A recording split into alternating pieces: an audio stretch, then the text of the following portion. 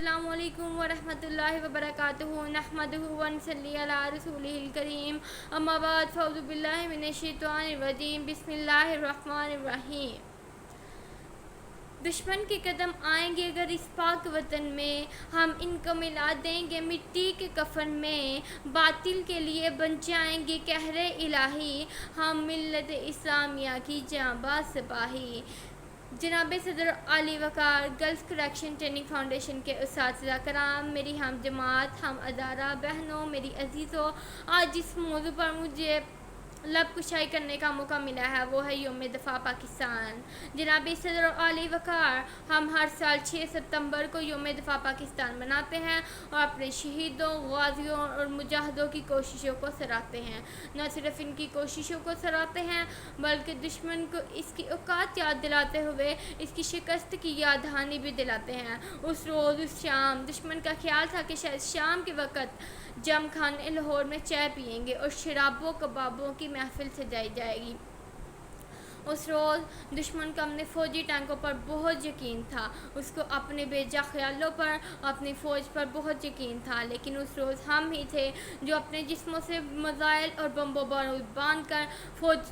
دشمن فوجیوں کے ٹینکوں کے نیچے لیٹ گئے اور پھر ہم نے اس زمین کو ٹینکوں کا قبرستان بنا دیا۔ دشمن اس وقت یہ بھول گیا تھا کہ اس نے کس قوم کا للکارا ہے، اس نے اس قوم کو پکارا ہے، اس نے اس قوم کو للکارا ہے جس کا ہر فرد سپاہی ہے۔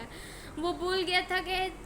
ہمارے ایک ہی کیپٹن ایم عالم نے 55 سیکنڈ میں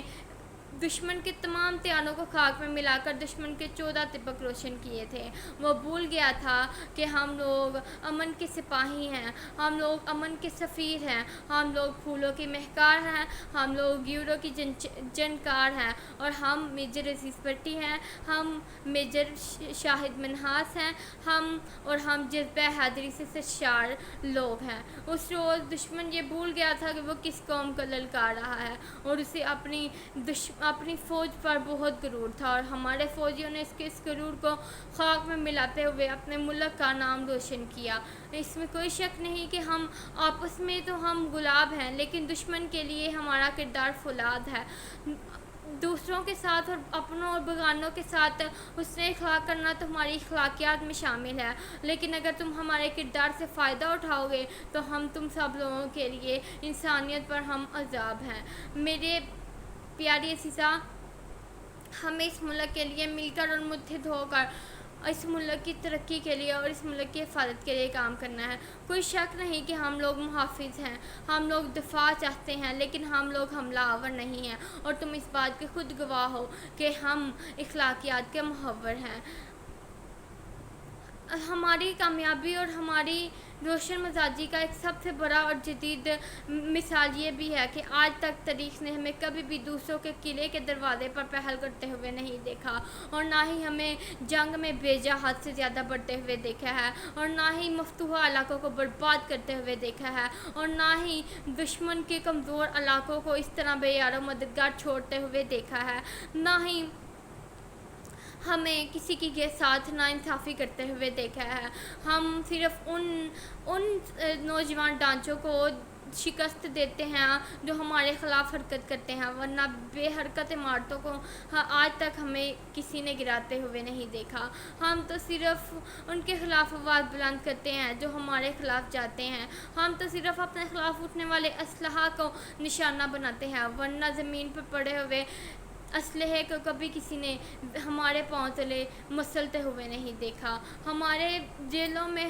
قیدیوں پر مسیحا مقرر ہیں لیکن کبھی کسی نے جلاد کو نہیں دیکھا اور تمہاری منافقت کا تو یہ حال ہے کہ ہم اگر روس سے مقابلہ کریں تو ہم مجاہد ہیں، لیکن اگر ہم تم سے مقابلہ کریں تو ہم دہشت گرد ہیں۔ اگر تم لوگوں کے منہ پر منہ ڈانپ دو تو یہ صحت ہے، لیکن اگر ہماری خواتین منہ ڈانپ کر پردے کے لیے نکلے تو دہشت گرد ہیں۔ تمہاری کلیسا اور گرجا کی خواتین پردے میں رہیں تو پاکیزگی ہے اور ہماری خواتین پردے میں رہیں تو یہ دہشت گردی ہے۔ تمہارے ملک کے فوجی دوسرے ملک میں جا کر جنگ کریں تو وہ دفاع کا نشان ہے، لیکن اگر ہمارے فوجی اپنے دفاع کے لیے جنگ لڑیں تو وہ دہشت گرد ہیں۔ تم اسلحہ بناؤ اور اس کا استعمال کرو اور اس کو بیچو، لیکن ہم اپنے دفاع کے لیے اسلحہ خرید کر استعمال کریں تو ہم دہشت گرد ہیں. تم جگہ جگہ پر قتل و غارت کرو اور خون بہاؤ تو تم آب حیات ہو, اور ہم اپنے خون دے کر دوسرے ممالک کی حفاظت کریں, دوسروں کی زندگیاں بچائیں تو ہم دہشت گرد ہیں. تمہارے مرد 100 لڑکیوں سے بے جا زنا کریں اور ان کے ساتھ استحصال کریں تو پھر بھی وہ باوقار ہیں, اور ہمارے مرد شریعت کے مطابق 4 لڑکیوں کو مستقل طور پر اپنی بیوی بنائیں تو وہ جسم کے پجاری ہیں. آج تو میں نے صرف وقت کی کم وقتی کو پیش نظر رکھتے ہوئے میں نے صرف چند ایک مثالیں واضح کی ہیں, لیکن کئی صفات تو ایسی ہیں کہ ان پر پوری کتاب لکھی جا سکتی ہے اور آپ کی منافقت کو بیان کیا جا سکتا ہے. ہمارے دشمن, تمہاری منافقت کا تو یہ حال ہے کہ تم اپنی جمہوریت کو بے جا دوسرے لوگوں پر مسلط کرنے کے لیے اپنے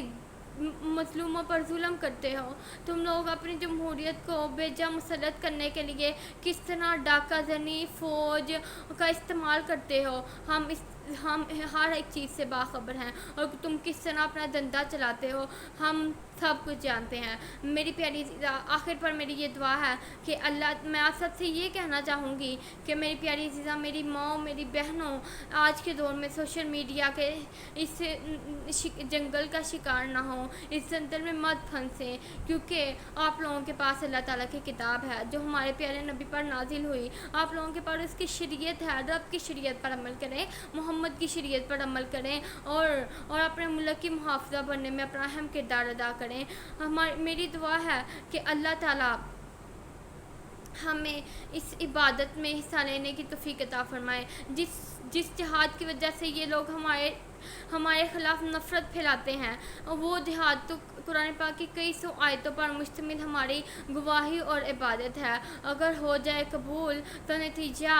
غازی اور شہادت ہے. آخر پر میری دعا ہے کہ اللہ تعالیٰ ہم سب کو اس عبادت میں حصہ لینے کی توفیق